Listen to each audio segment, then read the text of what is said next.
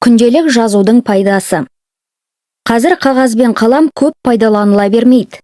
Дегенмен кейде адамға берер пайдасы мол нәрселердің қолданыста қала бергені де жөн. Мәселен, күнделік жазу. Күнделік жазудың бірнеше артықшылықтары бар. Күнделік бұл өткен күн туралы естелік. Кейде өміріміздегі маңызды сәттерді еске түсіруге жазылған күнделік көмектеседі. Қағаз бетіне жазылған нәрсе адамды ойландырады. Бұрын жазылған дүниелерді қарап отырған кезде жаңа идеялар мен шешімдер пайда болуы мүмкін. Күнделікке эмоциямызды да шығара аламыз. Яғни қағаздың адамнан айырмашылығы біздің жақсы, жаман көңіл күйімізді, жылағанымызды немесе қуанғанымызды көтереді. Күнделік шешім қабылдауға үйрететін құрал. Мектепте тапсырманы жазып орындау арқылы бірнеше жауап нұсқасын қағаз бетіне түсіреміз. Артынша талдап, саралап шешімін табамыз.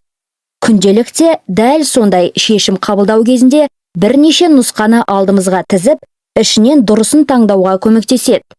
Сондай-ақ күнделік өзімізді сырттай бақылауға мүмкіндік береді.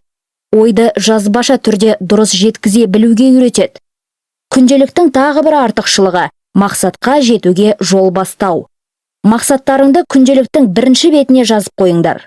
Олар ойларыңды жүйелеп, әрекет етуге көмегін тигізеді.